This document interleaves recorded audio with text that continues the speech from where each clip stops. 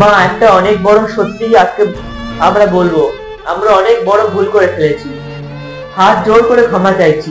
আগেই তুমি যা শাস্তি দেবে আমরা মাথা পেতে নেব, কিন্তু আজকে আমাদেরকে সত্যিটা বলতেই হবে। স্নিগ্ধা, প্লিজ তুমি বলো।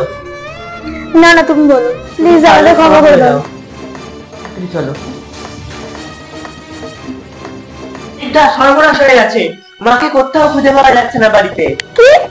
হ্যাঁ, আমি তো চারদিক তন্ন তন্ন করে খুঁজলাম, আমি কোথাও খুঁজে পাচ্ছি না। আমরা কি বলে ভুল করলাম সব সত্যিটা? আমাদের মাকে তাড়াতাড়ি খুঁজতে হবে। আমি এদিকে খুঁজছি, তুমি ওদিকে খোঁজো। আচ্ছা ঠিক আছে। মা,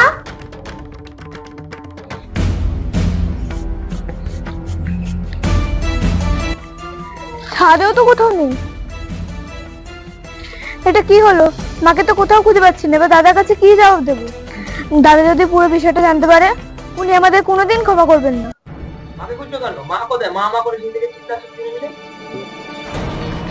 দাদা, মাকে খুঁজে পাওয়া যাচ্ছে না। কি মাকে খুঁজে পাওয়া যাচ্ছে না? কি সব বলছো তুমি? আপনি নিচে আসুন, আপনাকে সব বলছি। সব ঝামেলা তো। আচ্ছা যাও, আমি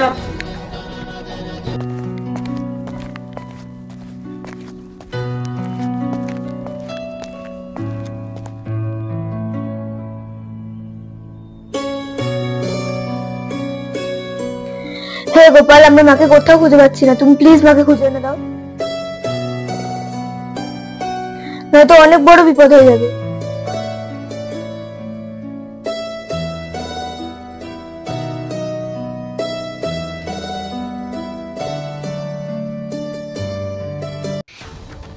হ্যালো, হ্যাঁ আপনাদের বাড়িতে কি আমার মা গেছে?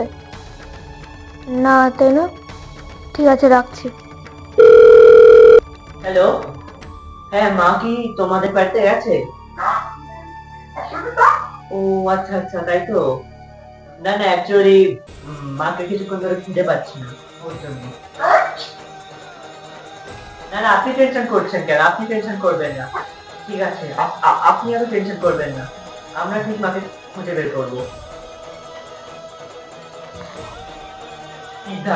মা তো ওখানেও যায়নি। এখন আমাদের লাস্ট অপশন, সেটা হলো এখন আমাদের মাসির বাড়িতে ফোন করতে হবে। আমার তো মনে হচ্ছে মা তো ওখানেই গেছে, নিশ্চয়ই মাসির বাড়িতেই গেছে, কারণ সেদিনকেও মা বলছিল যে মাসির বাড়ি যাবে। তুমি এখন এই সময় কোথায় যাচ্ছ? আমি তোদের মাসির বাড়ি চলে যাচ্ছি। কি, আপনি এখন মাসির শ্বশুরের বাড়ি যাচ্ছেন? হ্যাঁ, আমার মনে পড়েছে, একবার মাসির বাড়িতেই ফোন করে দেখি। কাকে ফোন করছিস? সত্যি করে বল, কি হয়েছে? অনেকক্ষণ ধরে দেখছি তোরা একে তাকে ফোন করে খোঁজ নিচ্ছিস। মায়ের সাথে কি করছিস তোরা? সত্যি করে বল। আমরা কিছু করিনি, আমরা জানতামও না যে মা চলে গেছে বাড়ি থেকে। বাড়ি থেকে মা চলে গেছে?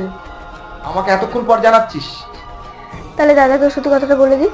আর কোনো উপায় নেই, দাদাকেও সত্যি কথা বলতে হবে। কি সত্যি কথা? তাড়াতাড়ি বল। আসলে আমাদের বাড়িতে যে ডাকাতি হয়েছে, চুরি হয়েছে, তুমি ঠিকই সন্দেহ করেছো। এই সব কিছুর পিছনে আমরা দায়ী। আর আমি যা ভেবেছি সত্যি তাই? তাই ঠিক? হ্যাঁ, আর এই কথাটা আমরা চেপে না রাখতে পেরে মাকে বলেছিলাম, আর মা তারপর থেকেই এই বাড়ি থেকে উধাও হয়ে গেছে। আমরা মাকে খুঁজে পাচ্ছি না।